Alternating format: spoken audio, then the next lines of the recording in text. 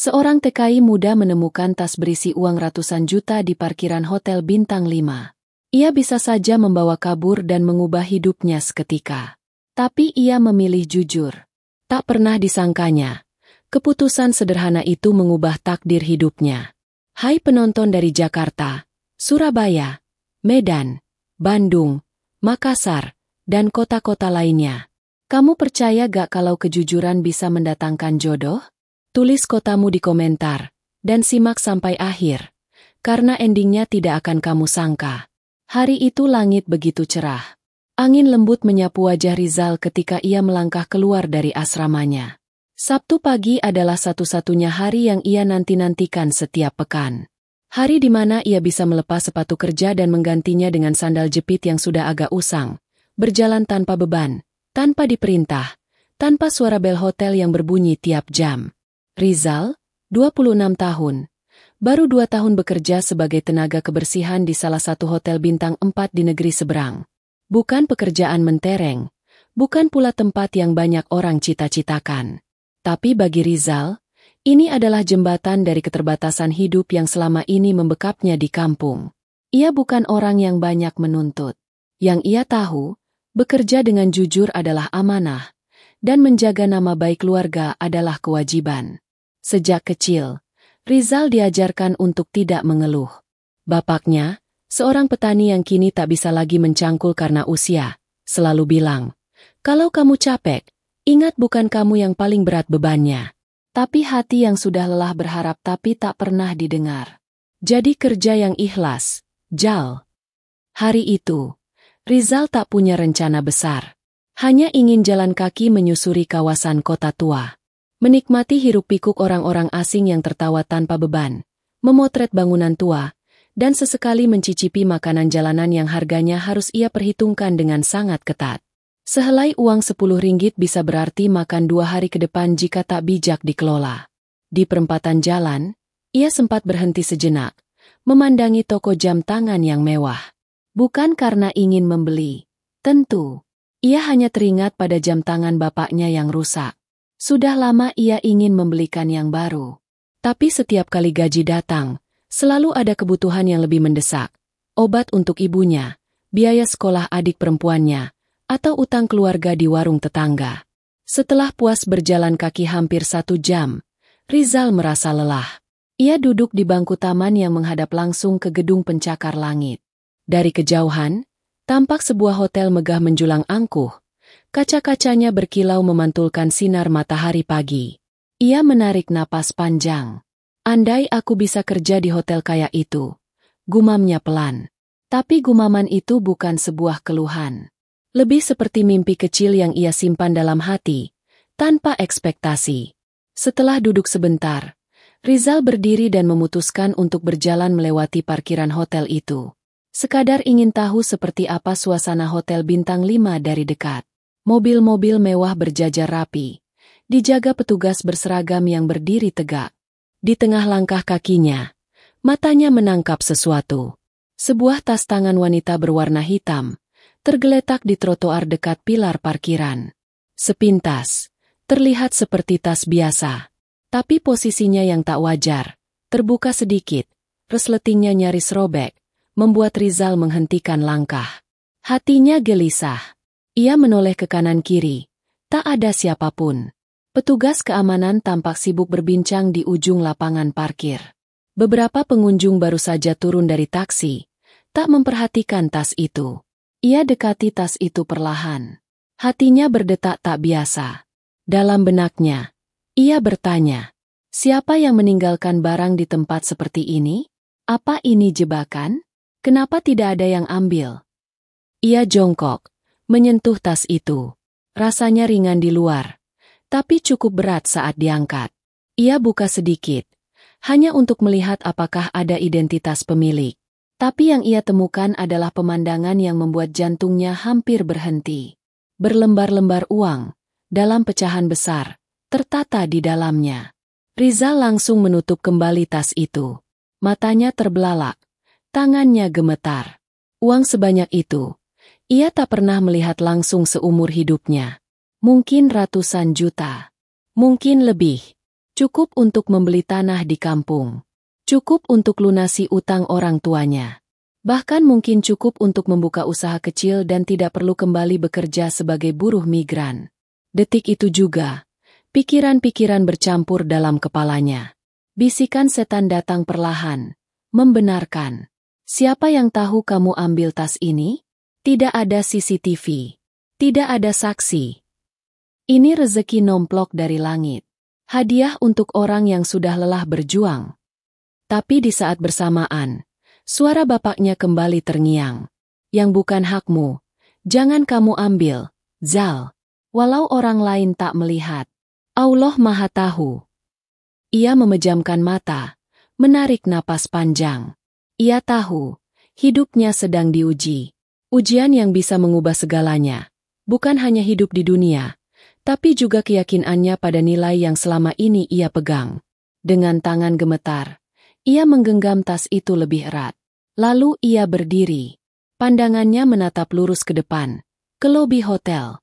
Langkahnya terasa berat, seolah setiap langkah menjauh dari kemungkinan kaya dalam sekejap. Tapi juga setiap langkah mendekatkannya pada sesuatu yang lebih besar, ketenangan hati. Rizal masuk ke dalam lobi hotel. Suasananya begitu mewah, aroma ruangan harum, karpet tebal, lampu gantung berkilauan. Sejenak ia merasa kecil, asing. Tapi ia terus berjalan menuju meja resepsionis. Dengan suara pelan dan sopan, ia berkata, "Maaf, saya menemukan ini di parkiran. Bisa tolong dicek siapa pemiliknya?"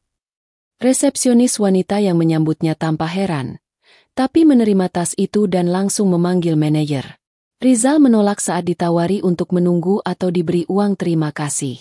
Ia hanya bilang, "Saya harus pulang, Bu. Saya cuma ingin mengembalikan. Saya harap bisa sampai ke pemiliknya." Ia berbalik, melangkah keluar hotel dengan hati yang sedikit lega, tapi juga sedikit cemas. Ia tak tahu apakah keputusannya akan membawa kebaikan, atau justru akan membuat hidupnya tetap seperti ini. Sederhana, berat, dan jauh dari harapan. Yang ia tahu, ia telah memilih untuk tidak mengambil apa yang bukan haknya. Dan kadang, kejujuran seperti itu, tak langsung berbuah hasil, tapi menanam benih yang kelak tumbuh menjadi takdir yang indah. Dari balik CCTV, seseorang memperhatikan Rizal sejak awal ia masuk. Sosok wanita bergaun krem, berdiri di sudut ruangan private lounge, dengan mata yang menyipit penuh selidik. Tas hitam itu kini tergeletak di atas meja kantor bagian keamanan hotel, tepat di bawah sorot cahaya lampu yang menyala dingin. Beberapa staf manajemen berdiri mengelilingi, wajah mereka serius, saling bertukar pandang seolah sedang menyaksikan sesuatu yang jauh lebih besar dari sekadar barang hilang. Seorang manajer keamanan membuka resleting tas perlahan. Begitu terbuka penuh, ruangan itu langsung terisi oleh suara helaan napas tertahan. Tumpukan uang dalam pecahan besar tersusun rapi di dalamnya, seperti baru saja diambil dari brankas bank. Rapi, nyaris tidak disentuh. Bersamaan dengan uang itu, ada satu amplop putih polos tanpa nama, sebuah dompet kulit mahal berinisial NP, dan satu kartu akses hotel tingkat tertinggi. Presidential Floor Access Only. Ini bukan tamu biasa, gumam sang manajer. Keningnya berkerut. Ia mengambil kartu identitas dari dompet itu dan matanya membelalak pelan. Nadia Putri. Nama itu bukan sekadar familiar. Ia dikenal luas di negeri itu sebagai CEO perusahaan properti lintas negara. Wanita muda, mandiri, tajir, dan selalu tertutup urusan pribadinya. Semua orang tahu ia janda, ditinggal mati suaminya 3 tahun lalu. Tapi tak banyak yang tahu siapa orang-orang di sekelilingnya. Ia jarang muncul di media sosial, dan tak pernah mau diwawancarai media. Dan sekarang, tas pribadinya yang berisi uang ratusan juta ditemukan oleh seorang TKI muda bernama Rizal, yang bahkan tak punya kartu member hotel. Sementara itu, dari ruang lounge eksekutif di lantai atas, Nadia duduk diam, menatap layar tablet yang memutar ulang rekaman CCTV. Ia melihat Rizal mendekati tas, melihat sekeliling, lalu membungkuk memeriksa. Tangannya gemetar saat menutup kembali resleting tas, lalu membawanya masuk ke lobi dan menyerahkannya. Tanpa ragu, Tanpa menoleh, tanpa menunggu imbalan, Nadia menggigit bibir bawahnya. Matanya tak lepas dari sosok pria sederhana itu yang berdiri canggung di meja resepsionis. Pakaiannya lusuh, sandalnya retak, tapi caranya berbicara, tenang, jelas, tanpa suara tinggi, mencerminkan sesuatu yang tak bisa dibeli uang. Kejujuran. Ia memutar ulang rekaman itu. Lagi dan lagi. Ada sesuatu dalam cara Rizal memegang tas itu. Seolah benda itu bukan barang berharga, tapi amanah yang harus dikembalikan ke tempatnya. Seolah dunia tidak akan runtuh kalau ia pergi tanpa membawa satu lembar pun dari dalamnya. Nadia menyandarkan punggung ke sofa, memejamkan mata. Suaminya dulu, pria terakhir yang pernah ia percayai. Bahkan tidak pernah setegas itu menolak godaan uang. Tangannya mengepal perlahan. Bukan karena kehilangan uang. Bukan karena takut tasnya dicuri. Tapi karena tas itu, dan isinya, adalah bagian dari ujiannya sendiri hari ini. Nadia tidak pernah ceroboh. Tapi hari itu, ia begitu kacau. Pagi itu ia mendapat telepon dari pengacaranya bahwa ada konflik besar dalam proyek pembangunan yang tengah ia jalankan. Salah satu mitra bisnis mencoba mencuri dokumen kontrak dan menekan para investor. Nadia kalut. Ia membawa semua dokumen penting dan uang tunai dari brankas pribadinya, hendak menemui kuasa hukum di hotel tempat pertemuan bisnis biasa diadakan. Tapi karena pikirannya penuh, ia lupa satu hal, tas itu. Ia baru menyadari tasnya hilang ketika pertemuan selesai. Dan saat panik itu melanda, ia hanya bisa duduk di toilet kamar hotel dan menangis pelan. Bukan karena uang, tapi karena kehilangan arah. Sudah lama ia hidup mandiri, mencurigai semua orang, dan hari itu ia yakin, dirinya sudah terlalu jauh dari kepercayaan terhadap manusia. Sampai petugas hotel datang mengetuk pintu dan berkata, "Mam. Tas Anda sudah ditemukan. Ada yang mengembalikan." Nada itu membuat jantungnya hampir berhenti. Nadia bangkit. Tak percaya. "Siapa?" tanyanya. "Seorang pemuda. Kami sudah ambil data dari kamera dan nama dari sistem tamu. Tapi sepertinya dia bukan tamu hotel." "Dia ambil uangnya?" "Tidak sama sekali, Bu. Tidak satu sen pun." Waktu seakan berhenti. Nadia turun sendiri ke ruang pengamanan. Ia ingin memastikan. Melihatnya sendiri. Dan ketika wajah Rizal muncul di layar, tubuhnya terasa disetrum. Orang seperti itu. Masih ada? Tas itu bukan sembarang tas. Di dalamnya bukan hanya uang. Ada dokumen penting yang jika jatuh ke tangan orang yang salah, bisa menghancurkan reputasi Nadia dan seluruh fondasi bisnisnya. Bahkan amplop putih itu berisi bukti transaksi pribadi, rahasia yang tidak boleh bocor ke siapapun. Tapi semuanya tetap utuh, tak tersentuh. Nadia menatap tas itu di atas meja. Tangannya menyentuh resletingnya dengan pelan. Di balik bahan kulit itu, tersimpan pelajaran yang tidak akan pernah diajarkan oleh siapapun, bahwa kejujuran bisa muncul dari orang yang bahkan tak punya apa-apa. Bukan soal status. Bukan soal pendidikan, tapi soal hati. Ia menatap resepsionis yang duduk gugup di sebelahnya. "Mana data anak itu?" tanyanya. "Ini, Bu." Wanita itu menyerahkan catatan kecil. Nama, Rizal Fauzan. Usia, 26 tahun. Asal, Indonesia. Pekerjaan, staf house Keeping Hotel se-ACD. Nomor kontak, tidak ada. Hanya alamat tempat tinggal sementara. Dia gak minta imbalan. "Tidak, Bu. Malah buru-buru pergi. Cuma bilang semoga sampai ke pemiliknya." Nadia tersenyum kecil.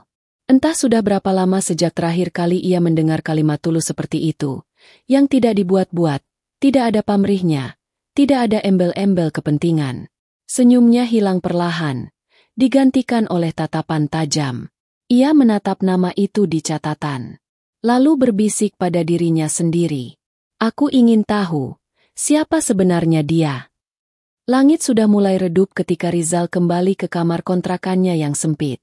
Ruangan kecil itu tak lebih dari 3x4 meter. Cukup untuk satu kasur tipis, kipas angin meja, dan gantungan baju di dinding. Ia duduk di lantai, membuka sepatunya yang berdebu, dan bersandar pada tembok yang catnya mulai mengelupas. Hari itu terasa berbeda. Bukan karena ia lelah berjalan, atau karena matahari lebih terik dari biasanya, tapi karena hatinya seperti baru saja menyeberangi jurang keputusan yang sulit. Ia masih terbayang saat menatap isi tas itu, uang dalam jumlah yang bahkan tak pernah ia bayangkan akan ada dalam satu genggaman. Rizal menghela napas panjang. Wajah ibunya terlintas di benaknya. Kalau aku ambil uang itu, mungkin aku bisa lunasi utang keluarga. Bisa renovasi rumah. Bisa kirim adik sekolah lebih tinggi. Tapi, aku gak bisa bohong sama nuraniku. Aku gak bisa tidur nyenyak kalau tahu itu bukan hakku. Ia menggenggam tangan sendiri erat-erat, menahan air mata yang mulai menggenang. Bukan air mata penyesalan, tapi air mata yang muncul dari pergulatan batin yang sunyi. Ia telah memilih jalan yang tidak populer, jujur dalam dunia yang kadang menganggap kejujuran sebagai kebodohan. Saat ia rebahan di kasurnya, angin dari celah jendela membawa aroma nasi goreng dari warung sebelah. Perutnya lapar, tapi ia hanya punya uang cukup untuk 1 kali makan malam. Sejenak, pikirannya melayang pada tumpukan uang dalam tas itu.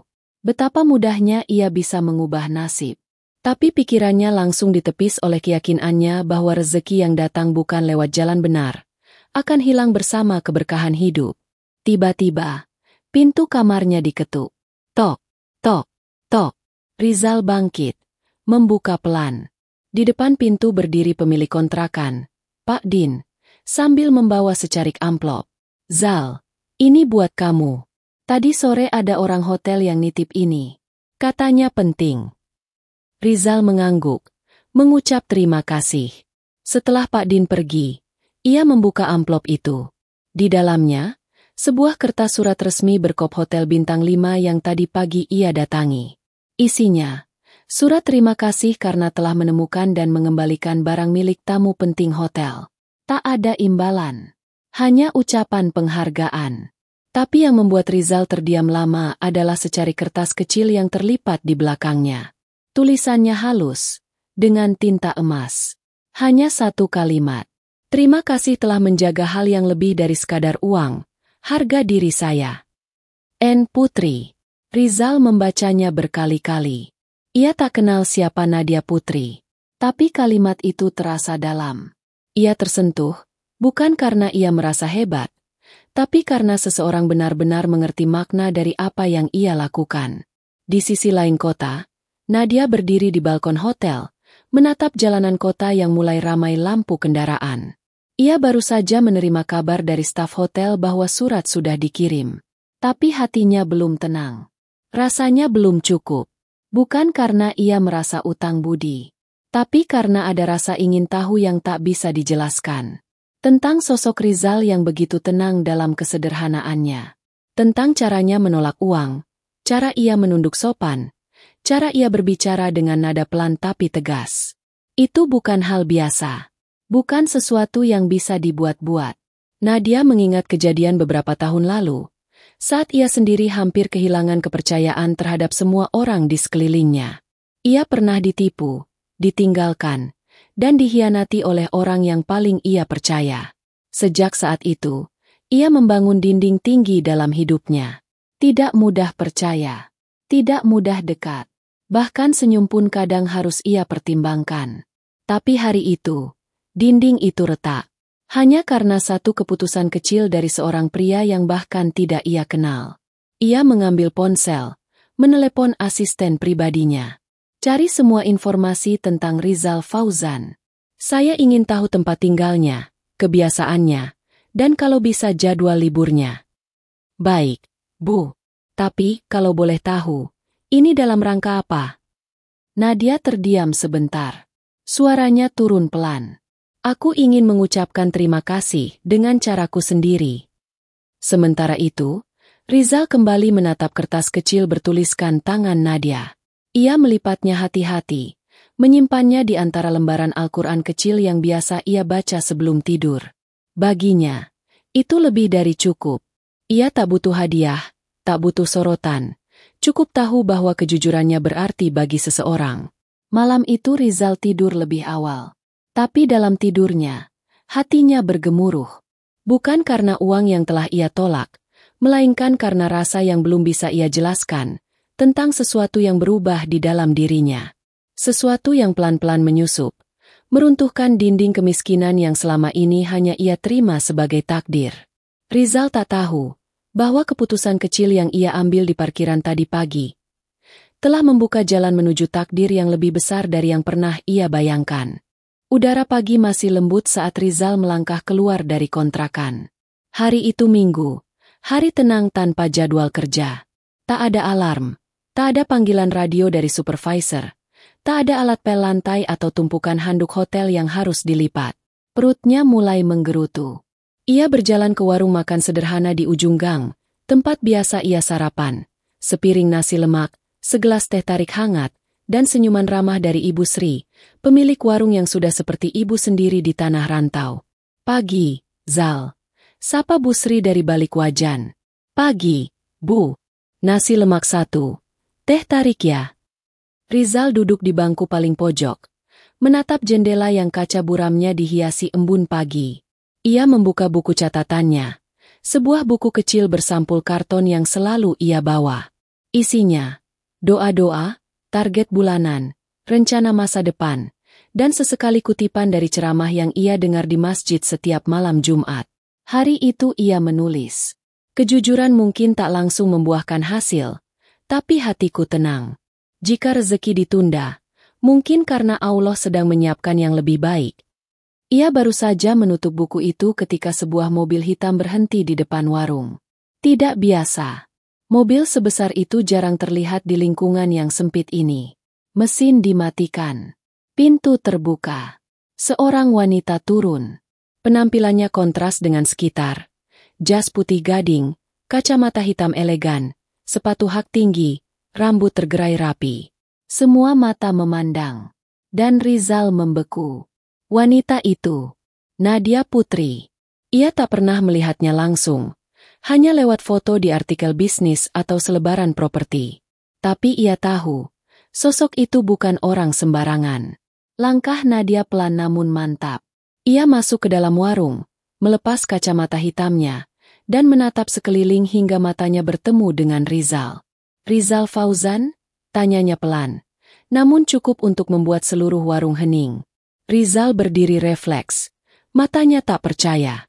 Iya, saya. Aku Nadia. Nadia Putri. Rizal mengangguk canggung. Nadia tersenyum.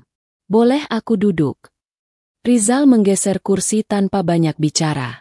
Detik itu juga, semua pengunjung pura-pura sibuk dengan makanan masing-masing, tapi jelas, telinga mereka semua waspada.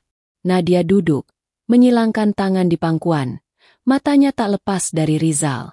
Bukan pandangan menghakimi, bukan juga pandangan mencurigai, tapi seperti seseorang yang sedang berusaha memahami buku yang baru pertama kali dibacanya. Aku kesini bukan untuk basa-basi, ucap Nadia akhirnya. Aku ingin lihat langsung wajah orang yang memilih jujur, padahal punya kesempatan untuk memilih sebaliknya. Rizal menelan ludah. Tangannya gemetar sedikit. Saya cuma melakukan apa yang menurut saya benar, Bu. Panggil aku Nadia saja. Kita bicara sebagai manusia, bukan jabatan. Suasana makin canggung. Nadia menyadari itu. Ia menurunkan nada bicaranya. Lebih lembut, lebih tulus. Rizal, kamu tahu isi tas itu? Rizal menatapnya dengan tenang. Saya lihat sekilas. Uang banyak. Tapi bukan hak saya. Dan kamu gak tergoda?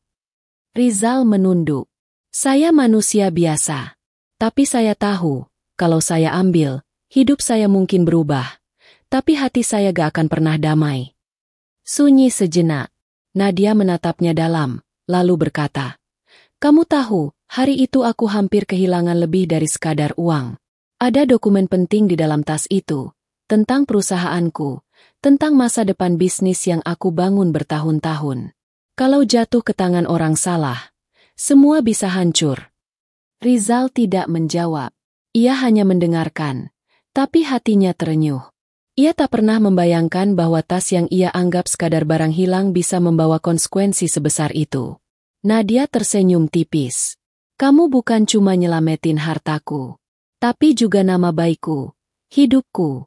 Aku gak tahu gimana caranya balas ini semua. Saya gak butuh dibalas, Nadia. Jawab Rizal pelan. Saya cuma ingin tidur tenang. Dan kalimat itu menampar Nadia lebih keras dari pukulan apapun. Ia pernah dikhianati oleh orang terdekat, yang terlihat sopan, cerdas, berpendidikan, tapi membohonginya demi uang. Sementara pria di hadapannya, yang tak punya apa-apa, memilih untuk tidak mengambil miliknya yang bahkan bisa menyelamatkan hidupnya sendiri. Nadia menatap tangannya sendiri. Jemarinya menggenggam pelan cangkir teh yang mulai mendingin. Boleh aku traktir kamu makan siang hari ini? Tawarnya lembut. Rizal menolak halus. Saya gak enak. Saya biasa makan di sini. Aku juga biasa makan di mana saja. Gak perlu tempat mewah buat menghargai orang. Nadia tertawa kecil, dan tawa itu terasa baru. Seperti suara yang sudah lama hilang dari dirinya. Busri datang membawakan nasi lemak untuk Rizal, tapi langsung menoleh ke Nadia. Mbak, mau saya buatin juga? Nadia mengangguk. Iya bu, sama persis. Wah, tamunya Rizal penting nih. Celetuk Busri sambil terkekeh kecil. Tapi Rizal malah makin kikuk. Mereka makan bersama, di warung sederhana, di bawah lampu bohlam kuning kusam. Nadia tak banyak bicara setelah itu. Ia hanya sesekali melirik Rizal yang makan dengan penuh hormat, menunduk, tidak bersuara, dan bersyukur atas setiap suap nasi. Sebelum beranjak pulang, Nadia mengeluarkan kartu nama dan meletakkannya di meja. Kalau kamu gak keberatan, aku ingin bertemu lagi. Aku ada sesuatu yang mungkin kamu bisa bantu. Bukan karena aku merasa berutang, tapi karena aku merasa kamu adalah orang yang bisa aku percaya. Rizal menatap kartu itu. Ia tidak langsung menjawab. Ia hanya mengangguk pelan. Tapi jauh di dalam dadanya, ada sesuatu yang berubah. Dunia yang selama ini terasa jauh dan mustahil, mendadak terasa mendekat. Bukan karena kekayaan, tapi karena sebuah rasa, dihargai bukan karena status, tapi karena ketulusan. Nadia berdiri. Ia tersenyum. Lalu berkata pelan sebelum melangkah ke mobilnya. Sampai ketemu lagi, Rizal. Dan seperti itu, hidup Rizal yang tenang dan datar mulai bergeser. Bukan oleh gemuruh kejayaan, tapi oleh sebuah langkah lembut yang datang tanpa rencana. Hari-hari berikutnya berjalan lambat tapi tak biasa bagi Rizal.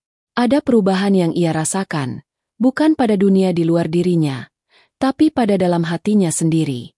Sejak pertemuannya dengan Nadia di warung itu, pikirannya terus berputar, bukan karena ia berharap, bukan karena ia terbuai, tapi karena untuk pertama kalinya dalam hidupnya, ada seseorang dari dunia yang jauh di atasnya, yang melihatnya bukan sebagai pelayan, bukan sebagai petugas kebersihan, tapi sebagai manusia. Kartu nama Nadia masih tersimpan rapi dalam dompetnya. Tak pernah ia sentuh lagi, tapi tak juga berani dibuang. Ia bingung harus berbuat apa. Tapi hatinya berkata, diamlah dulu. Lihat kemana semuanya mengalir. Namun di sisi lain, Nadia tidak menunggu. Ia menyusun rencana. Bukan karena ingin membalas budi, tapi karena ada sesuatu yang mengusik hatinya sejak hari ia melihat rekaman CCTV itu. Ia menyuruh asistennya diam-diam datang ke tempat kerja Rizal di hotel tempat ia bekerja sebagai staff host ke Eping.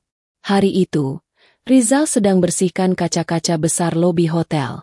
Sinar matahari pagi memantul dari permukaannya.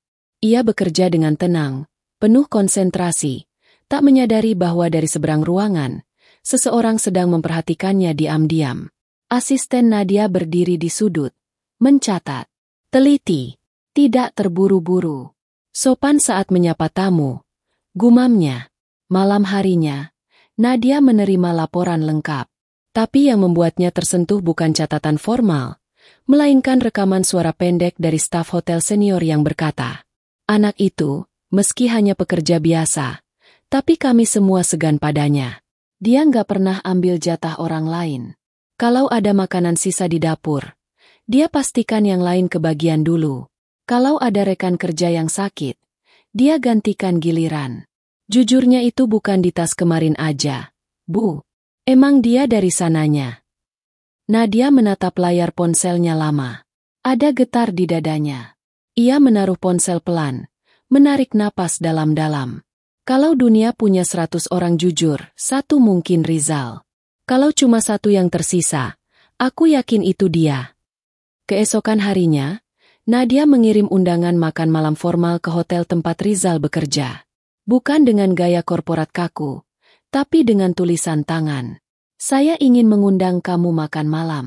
Bukan untuk membalas. Tapi karena saya ingin mengenal kamu lebih dalam. Jika kamu bersedia. Rizal menerima surat itu dari bagian resepsionis hotel. Dan saat membacanya, jantungnya berdetak kencang. Ia tidak pernah membayangkan hidupnya menyentuh sisi hidup orang-orang seperti Nadia.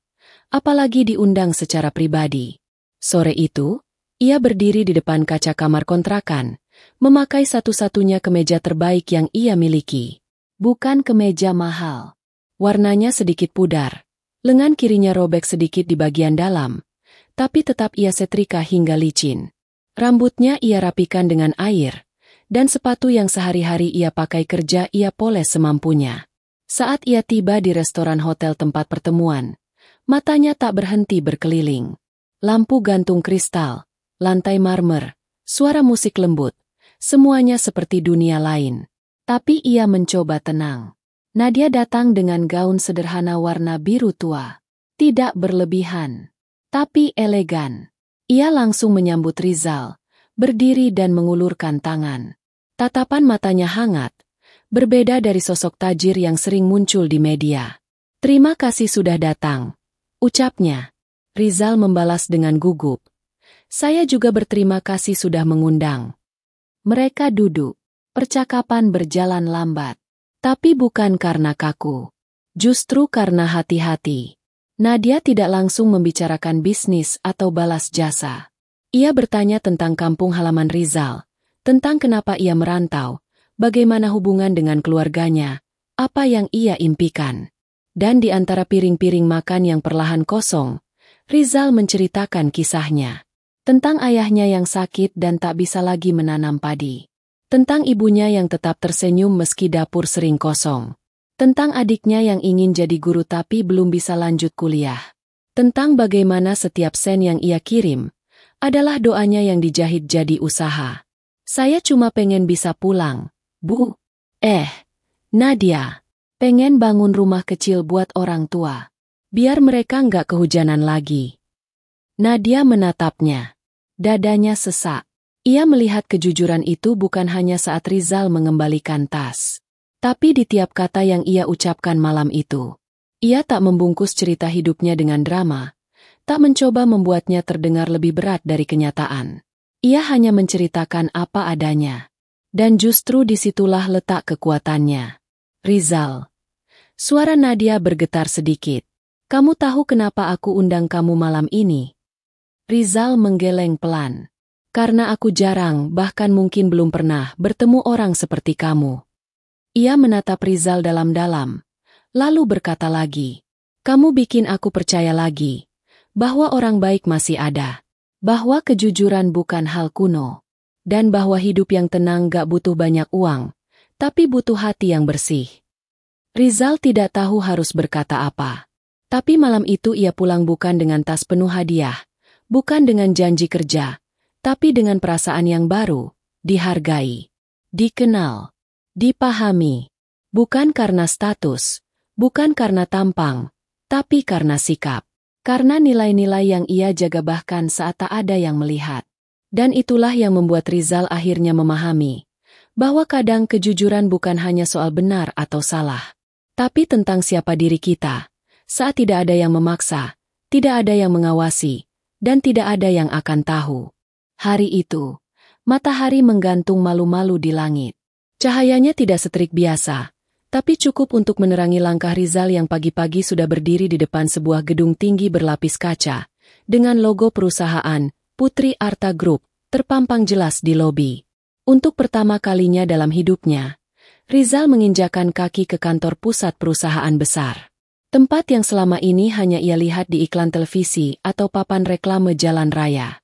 Bangunan itu terlihat dingin, megah, terlampau rapi, seperti dunia yang selama ini tak disiapkan untuk orang sepertinya. Ia mengenakan kemeja putih bersih, pinjaman dari temannya sesama pekerja migran. Celana kainnya disetrika licin, dan sepatu yang biasanya ia gunakan untuk bersih-bersih hotel kini tampak mengkilap setelah ia poles semalaman. Tapi tetap saja, saat melangkah ke dalam, rasa kikuknya tak bisa disembunyikan. Di lobi, matanya terpaku pada orang-orang yang lalu lalang. Rapi, sibuk, percaya diri. Beberapa dari mereka menatap Rizal sekilas, lalu segera kembali menunduk pada ponsel atau laptop di tangan. Ada yang saling menyapa dengan bahasa asing yang tak ia mengerti. Hatinya mulai goyah. Apa aku pantas ada di sini? Pikirnya. Apa aku cuma sedang diberi mimpi yang bukan untuk aku miliki? Namun, suara Nadia lewat telepon semalam terngiang kembali. Datang aja. Gak usah mikir muluk-muluk. Anggap ini cuma ruang ngobrol, bukan ruang penghakiman. Dan kalimat itu cukup untuk membawanya masuk. Seorang wanita berkacamata menghampirinya. Mas Rizal? Saya Dina, asisten Bu Nadia. Silakan ikut saya. Rizal mengangguk sopan, menunduk. Ia mengikuti Dina menyusuri lorong kantor yang serba modern. Dinding kaca, lantai marmer, lampu gantung geometris. Tiap ruangan punya nama. Tiap meja punya sistem. Tidak ada suara keras. Tidak ada celah. Sesampainya di ruang meeting lantai 8, Nadia sudah menunggu. Ia tidak memakai jas resmi seperti biasanya. Hanya blus abu-abu sederhana dan celana panjang putih gading. Senyumnya tulus, tapi matanya tajam seperti biasa. Selamat datang, Rizal. Rizal menjawab dengan suara pelan. Terima kasih sudah mengundang. Nadia mempersilakan duduk. Di hadapan mereka, ada 2 cangkir kopi dan beberapa kertas yang tampak seperti cetakan presentasi, tapi tak satu pun dibahas hari itu. Nadia membuka percakapan perlahan. Aku sengaja mengundangmu ke sini bukan untuk memberimu kerja. Tapi aku ingin kamu lihat bahwa dunia ini bukan hanya milik mereka yang punya gelar atau uang. Ia menunjuk sekeliling. Tempat ini bisa terasa menakutkan. Tapi bukan karena kamu tak pantas di sini. Hanya karena kamu belum terbiasa. Tapi nilai-nilai yang kamu bawa, kejujuran, ketekunan, rasa hormat, itu jauh lebih mahal dari semua yang ada di gedung ini. Rizal terdiam. Nadia tersenyum lagi, lalu berkata dengan nada yang lebih ringan. Aku pengen ajak kamu ikut diskusi internal tim sore ini. Bukan karena kamu ahli, tapi karena kamu punya sudut pandang yang langka. Rizal langsung gelagapan. Diskusi, Bu? Tapi saya bukan orang terpelajar. Saya cuma... Kamu bukan cuma siapa-siapa, Rizal, potong Nadia pelan. Dan aku gak butuh orang yang banyak teori. Aku butuh orang yang bisa ngomong dari hati. Kalimat itu menusuk. Bukan karena menyakitkan. Tapi karena terasa seperti pelukan. Sebuah pengakuan bahwa nilainya tak lagi diukur dari apa yang ia miliki, tapi dari apa yang ia jaga. Sore harinya, Rizal duduk di ruang meeting kecil bersama beberapa staf muda perusahaan. Mereka membahas proyek CSR yang sedang disiapkan Nadia. Program pelatihan untuk tenaga kerja migran yang ingin pulang kampung dan membuka usaha sendiri. Di tengah-tengah diskusi itu, seorang staf bertanya, "Tapi dari sisi lapangan, gimana caranya kami tahu program ini realistis? Apakah mereka akan tertarik? Apa mereka paham cara usaha?" Semua mata menoleh pada Rizal. Ia kaget, tapi Nadia mengangguk pelan, menyemangatinya untuk bicara. Rizal menatap meja. Lalu perlahan, ia berkata, mereka nggak butuh program yang rumit. Mereka cuma pengen didengar. Diajarin langkah kecil. Bukan dikuliahi. Banyak dari mereka yang nggak percaya diri bukan karena bodoh, tapi karena selama ini dianggap remeh. Ruangan hening. Seorang staf mencatat cepat. Yang lain mengangguk. Dan di detik itu, untuk pertama kalinya dalam hidupnya, Rizal merasa didengarkan. Setelah pertemuan usai, Nadia menghampirinya di luar ruangan. Gimana rasanya? Rizal tertawa kecil, gugup, seperti mimpi, tapi bikin jantung copot. Jangan copot dulu, ya, kata Nadia sambil tersenyum. Soalnya aku belum selesai ngajak kamu masuk ke dunia yang baru. Rizal menatapnya. Ia tak tahu akan dibawa kemana semua ini. Tapi ia mulai percaya bahwa mungkin dunia yang dulu terasa terlalu tinggi untuk disentuh perlahan mulai membukakan pintunya. Bukan karena Rizal berubah menjadi orang kaya. Bukan karena ia pintar atau berpendidikan tinggi. Tapi karena kejujuran dan hati yang ia jaga, menemukan tempat yang tepat untuk tumbuh. 3 hari setelah pertemuan di kantor, Rizal kembali ke rutinitasnya sebagai staf kebersihan. Meski kakinya melangkah di koridor hotel yang biasa, pikirannya masih tertinggal di ruang rapat itu, tempat di mana untuk pertama kalinya, ia tidak diminta untuk membersihkan lantai, melainkan menyuarakan pikirannya. Namun ia sadar, hidupnya tetap harus kembali ke kenyataan. Gajinya belum naik, kontrakan sempitnya belum berubah, kaos kakinya masih berlubang, dan ponselnya masih retak di sudut layar. Tapi satu hal telah berubah tanpa bisa ia tolak. Cara pandangnya terhadap dirinya sendiri. Rizal merasa lebih berarti. Ia mulai percaya bahwa nilai dirinya bukan ditentukan dari seragam yang ia pakai, tapi dari keputusan-keputusan kecil yang ia buat, yang selama ini ia anggap sepele. Dan tepat ketika ia mulai menerima ketenangan itu, sebuah pesan masuk ke ponselnya. Nomor yang tidak ia simpan. Tapi ia mengenali siapa pengirimnya hanya dari satu kalimat. Rizal, bisakah kamu datang ke rumahku sore ini? Aku ingin bicara sesuatu yang penting. Nadia. Rizal membaca pesan itu berkali-kali. Jantungnya berdegup lebih cepat dari biasanya. Ia tak langsung membalas. Ia hanya duduk, menatap langit-langit kamar, berpikir keras. Ada rasa gugup yang tak bisa dijelaskan. Sebuah firasat, bahwa pertemuan kali ini bukan pertemuan biasa. Sore itu, ia tiba di depan rumah Nadia. Kata, rumah, mungkin terlalu sederhana untuk menggambarkannya. Gerbang tinggi, taman terawat, dinding eksterior yang dipenuhi tanaman rambat berwarna hijau segar. Tapi meski megah, tempat itu tidak angkuh. Ada kehangatan yang berbeda di balik struktur bangunannya. Seorang penjaga membuka pintu dan membawanya masuk ke ruang tamu. Nadia sudah menunggu. Ia mengenakan pakaian santai, kaos putih dan celana linen. Rambutnya digelung ke belakang. Tanpa make up, tanpa formalitas. Tampak seperti dirinya yang paling jujur. Terima kasih udah datang. Sapanya. Rizal menunduk sopan. Saya yang terima kasih sudah diundang. Lagi. Mereka duduk. Hening sejenak. Hanya suara detik jam yang terdengar. Hingga akhirnya Nadia berkata dengan nada pelan. Aku tahu ini akan terdengar aneh. Mungkin bahkan gila. Tapi aku serius. Rizal menegakkan punggungnya. Bersiap. Aku ingin menyerahkan salah satu unit propertiku. Sebuah rumah kosong yang selama ini tidak dihuni. Dan aku ingin kamu tinggal di sana. Rizal terpaku. Hah? Maksudnya, saya? Nadia mengangguk. Iya. Aku tahu kamu pekerja keras. Jujur. Tapi aku juga tahu kamu gak pernah punya tempat yang benar-benar bisa disebut rumah. Dan aku ingin kamu merasakannya. Bu, Nadia, saya gak bisa terima itu. Saya cuma pekerja biasa. Justru karena itu, Nadia memotong dengan lembut. Bukan karena kamu butuh dikasihani, tapi karena kamu layak diberi kesempatan untuk hidup lebih baik. Dan rumah itu, Rizal, cuma rumah. Nilainya gak sebanding dengan kejujuran kamu. Rizal menunduk. Matanya mulai berkaca. Tapi Nadia belum selesai. Aku juga ingin kamu mulai belajar mengelola properti.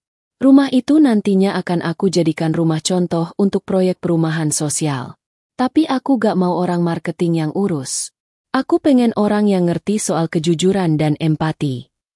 Rizal nyaris kehilangan kata. Dan, Nadia menambahkan, ada satu syarat. Rizal mengangkat wajahnya. Kamu harus tinggal di rumah itu. Menjaganya. Mengelolanya. Tapi juga menjalani hidupmu sendiri di sana. Rizal mengerjap. Bingung. Kenapa harus saya? Nadia menatapnya dalam. Karena kamu gak pernah meminta. Dan orang yang pantas memegang tanggung jawab besar adalah mereka yang tidak serakah. Keheningan melingkupi ruangan. Rizal menarik napas panjang. Ia tak terbiasa menerima pemberian sebesar itu. Selama ini hidupnya keras. Apapun harus ia usahakan dengan cucuran keringat. Tawaran seperti ini terlalu besar, terlalu asing. Tapi, di balik ketidaknyamanan itu, ada sesuatu yang lembut menyentuh hatinya. Sebuah pengakuan, sebuah kepercayaan. Rizal akhirnya bicara dengan suara parau. Kalau saya tinggal di sana, saya boleh bawa ibu saya kalau dia datang dari kampung. Nadia tersenyum. Rumah itu rumahmu. Rizal, mau kamu bawa siapapun, terserah kamu. Dan detik itu juga, dinding yang selama ini membentengi Rizal runtuh sedikit demi sedikit. Ia tak menangis, tapi sorot matanya jauh lebih jujur dari air mata. Ia merasa dilihat, dikenal, dan untuk pertama kalinya, diterima bukan karena jasa, tapi karena hatinya. Namun jauh di lubuk hati, Nadia juga bergumul. Ia bertanya pada dirinya sendiri, kenapa ia begitu peduli pada seorang pria sederhana seperti Rizal? Kenapa ia terus merasa nyaman saat berbicara dengannya? Kenapa ia merasa ingin terus melihatnya tumbuh? Ia tak berani menjawabnya. Belum. Tapi ia tahu, keputusan yang ia buat hari itu bukan karena belas kasihan, tapi karena harapan. Karena dalam Rizal, ia melihat sosok yang selama ini sulit ia temukan dalam dunia yang penuh kepura-puraan, ketulusan yang tidak meminta balasan. Malam itu, rumah yang baru saja diberikan Nadia untuk Rizal tampak hening. Lampu ruang tamu menyala redup, hanya menerangi sofa dan meja kayu sederhana. Rizal duduk di kursi, masih mencoba mencerna tawaran luar biasa yang baru saja ia terima. Hatinya campur aduk. Tak pernah ia membayangkan hidupnya akan secepat ini berubah. Rumah sendiri, tanggung jawab baru, kesempatan belajar, semuanya datang sekaligus. Tapi rasa cemas masih mengintai, karena ia tahu, dunia Nadia jauh berbeda dari hidupnya sehari-hari. Ia hanya seorang TKI yang terbiasa sederhana, hidup dari hari ke hari. Ponselnya bergetar. Pesan masuk dari Nadia. Boleh aku mampir sebentar? Ada yang ingin aku bicarakan langsung. Rizal menarik napas panjang. Ia menghela tubuhnya, mencoba menenangkan jantungnya yang berdetak tak menentu. Beberapa menit kemudian, terdengar suara mobil berhenti di halaman. Nadia turun, tampak santai dengan jaket tipis dan jeans, tapi sorot matanya serius, berbeda dari biasanya. Ia melangkah masuk, dan begitu menatap Rizal, senyumnya redup, diganti dengan tatapan penuh perhatian dan sesuatu yang sulit ia jelaskan. Rizal. Nadia memulai dengan suara yang lembut, namun ada getaran jelas di ujung kata-katanya. Aku ingin bicara jujur sama kamu. Rizal menunduk, menunggu. Jantungnya seakan menahan napas. Aku pernah tunangan. Suara Nadia tersendat. Matanya menatap jauh, ke arah jendela. Tapi tak lepas dari bayangan Rizal di kursi. Tapi, ditinggal. Katanya aku terlalu mandiri, terlalu keras kepala, terlalu, segalanya. Aku kecewa berat. Sampai aku yakin, pria itu tak akan pernah ada yang bisa dipercaya. Rizal hanya diam, menelan ludah. Ada rasa hangat tapi menusuk hati saat ia mendengar kata-kata Nadia. Ia tahu itu bukan sekadar cerita masa lalu. Itu adalah luka yang masih menempel di hati wanita itu. Nadia menunduk sebentar, menarik napas dalam, lalu menatapnya langsung. Tapi, kamu berbeda. Aku nggak tahu kenapa. Aku nggak pernah merasa nyaman sama pria yang aku temui sebelumnya.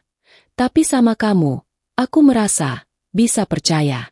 Bisa, merasa aman. Rizal tak bisa menahan emosi yang tiba-tiba membuncah.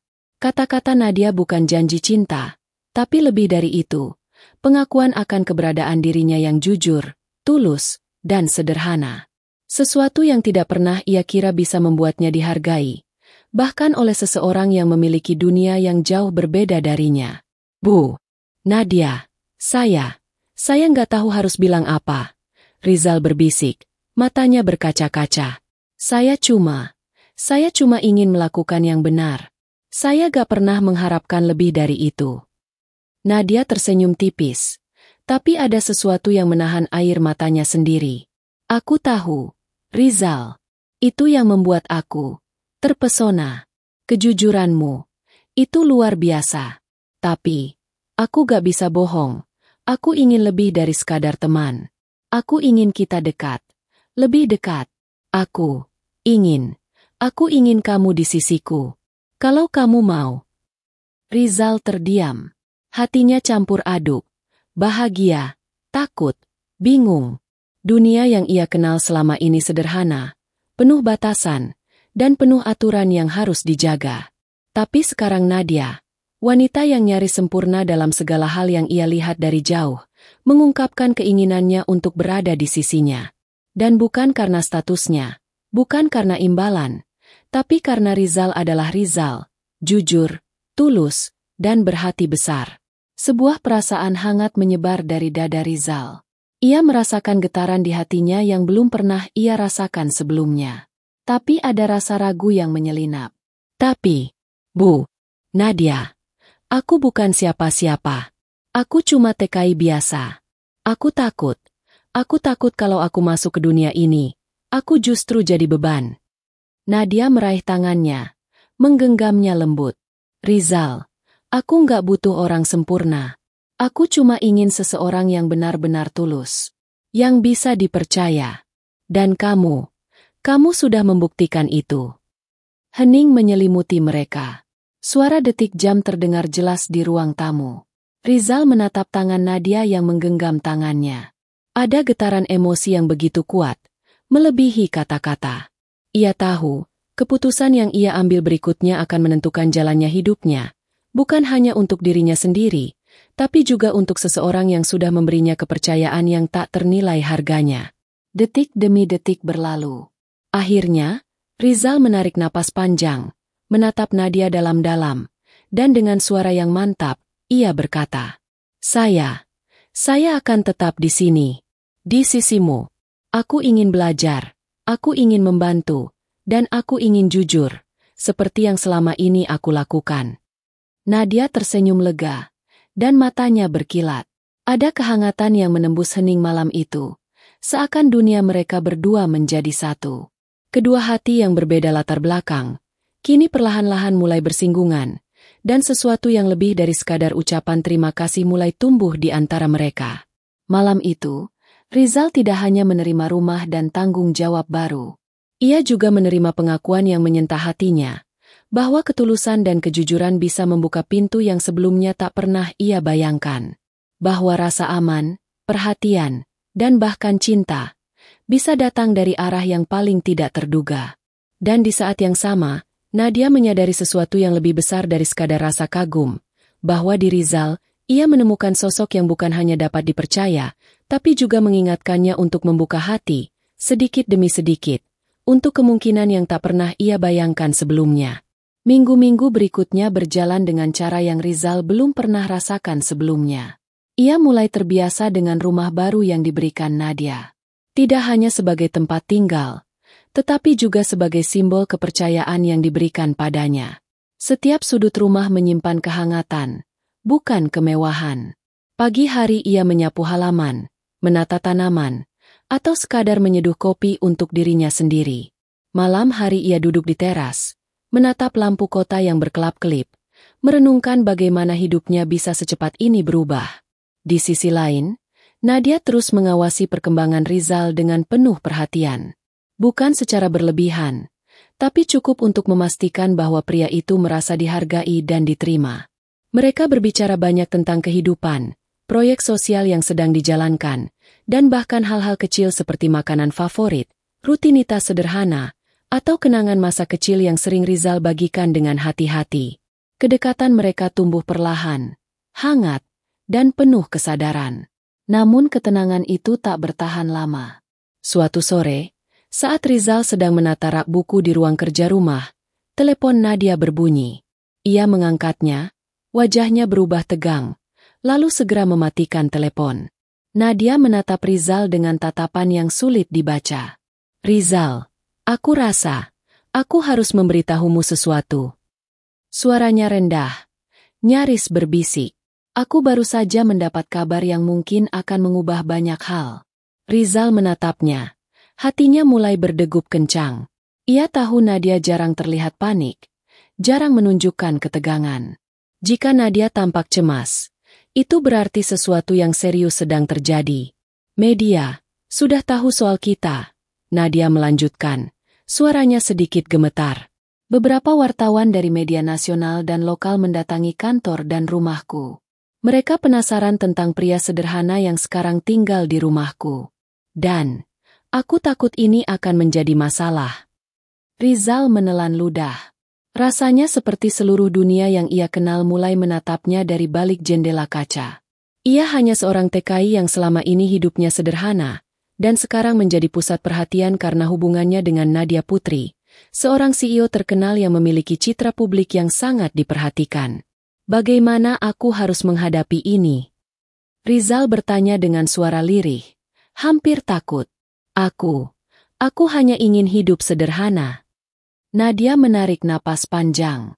Aku tahu, dan itu yang membuatku kagum padamu. Tapi kenyataannya, ini sudah tidak lagi sederhana. Mereka akan menulis cerita yang bisa salah paham, memperlihatkan hal-hal yang seolah menguntungkan aku dan merugikanmu. Aku ingin kamu tetap tenang, tapi aku juga ingin jujur padamu. Aku gak ingin kau merasa terjebak. Rizal menunduk, merasa berat. Ia merasa seperti berada di persimpangan jalan. Tapi saat menatap mata Nadia, ia merasakan ketulusan yang sama seperti yang membuatnya jatuh kagum padanya sejak awal. Tidak ada tipu daya, tidak ada kepura-puraan, hanya kejujuran yang tulus. Mereka duduk di teras, berdua, dengan angin sore yang lembut menyapu rambut mereka. Nadia berbicara lagi, kali ini dengan suara yang lebih tenang. Aku sudah memutuskan, aku akan menghadapi media sendiri. Tapi aku ingin kamu tetap berada di rumah ini. Kamu gak salah, Rizal. Kamu cuma menjalani hidupmu. Dan aku ingin tetap menjaga dunia kita tetap sederhana, meski luar sana ramai. Rizal mengangguk, menahan emosi. Hatinya campur aduk, takut, cemas, tapi juga bangga. Ia menyadari bahwa kedekatannya dengan Nadia kini lebih dari sekadar persahabatan. Ada rasa tanggung jawab, ada rasa peduli, dan ada perasaan hangat yang sulit dijelaskan. Beberapa hari kemudian, berita itu benar-benar muncul. Media menulis kisah tentang seorang CEO wanita kaya yang dekat dengan pria biasa, sederhana, jujur, dan tulus. Publik ramai berspekulasi, tapi Nadia dan Rizal memilih untuk tetap diam, membiarkan kata-kata yang menebar itu berlalu. Mereka berdua memahami bahwa kebahagiaan mereka bukan tergantung pada opini orang lain, tapi pada kejujuran dan kepercayaan yang mereka jaga bersama. Di tengah semua itu, Rizal mulai belajar sesuatu yang tak ia bayangkan sebelumnya, bahwa ketenangan hati, kepercayaan, dan nilai seseorang bisa lebih kuat dari semua sorotan dunia. Bahwa ketika hidup berubah dengan cepat, satu-satunya hal yang bisa dijaga adalah hati yang tulus. Malam itu, setelah semua berita reda, mereka duduk berdua di ruang tamu.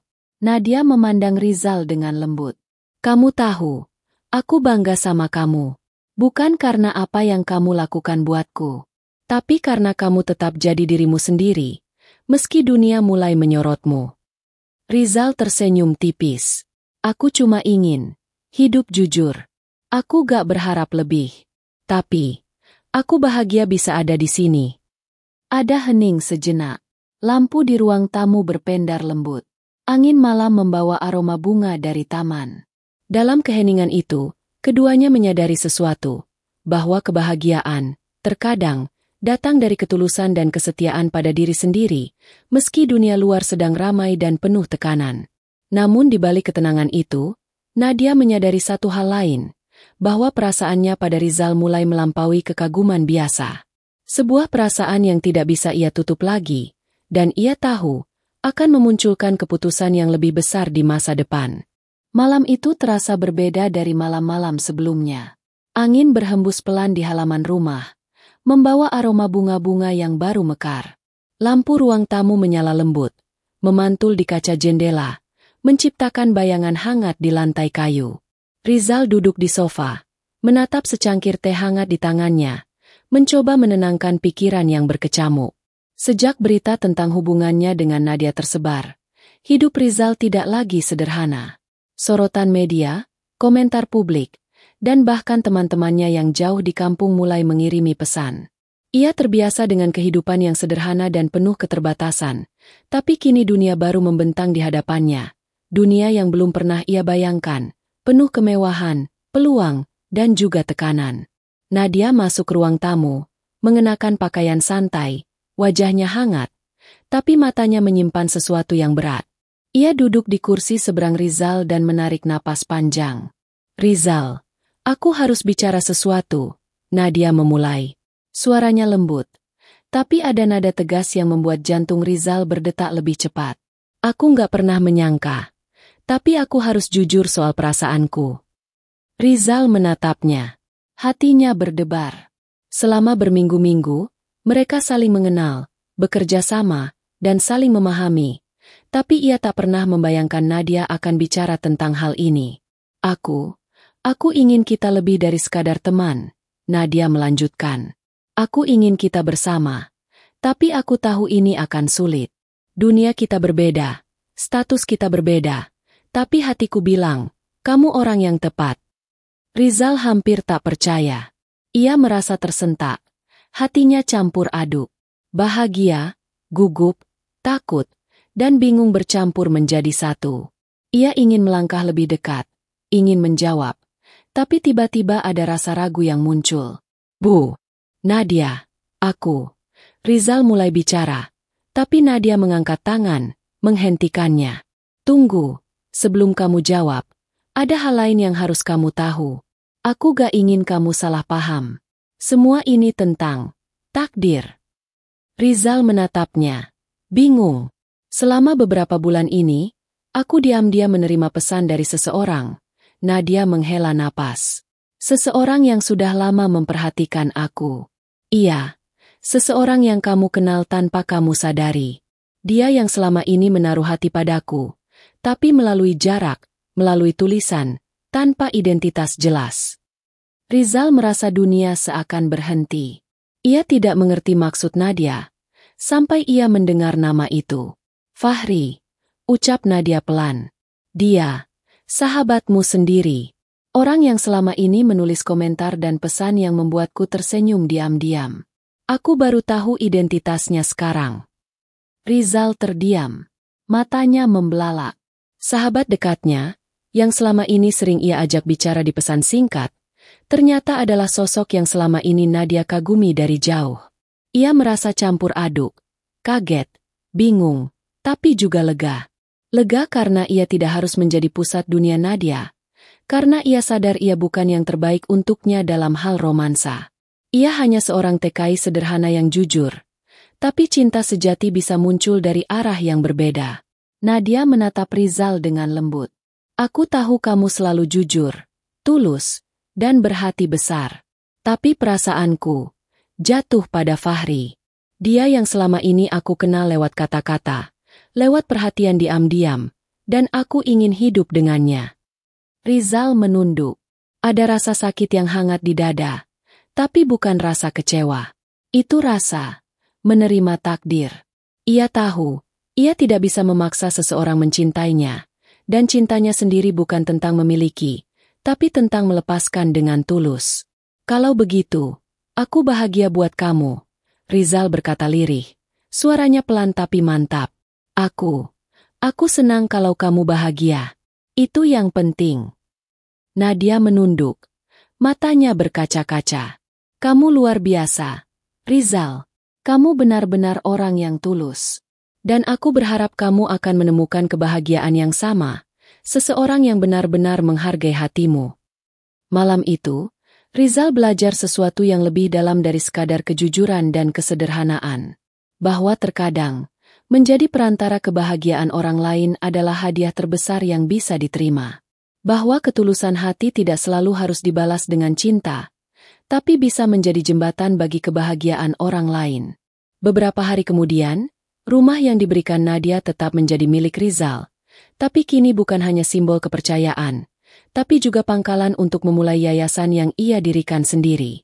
Yayasan itu membantu TKI yang pulang kampung agar bisa membuka usaha, berkat dukungan Nadia yang tetap mempercayainya. Rizal merasa damai. Ia tidak menjadi pusat perhatian Nadia, tapi ia menemukan tujuan baru yang jauh lebih besar, membantu orang lain dengan hati yang tulus. Dan di akhir cerita ini, Rizal tersenyum di teras rumahnya, memandang lampu kota yang berkelip-kelip. Ia tahu, hidupnya tak lagi sederhana, tapi jauh lebih berarti. Karena ia sadar, kadang, bukan kita yang ditakdirkan bersanding dengan orang yang kita kagumi, tapi kita diberi peran lebih besar, menjadi jembatan kebahagiaan bagi orang lain, dengan kejujuran dan hati yang tulus. Lampu kota berpendar, angin malam berhembus lembut, dan dunia Rizal, meski tak sesuai rencana awal, akhirnya menemukan kedamaian yang sejati.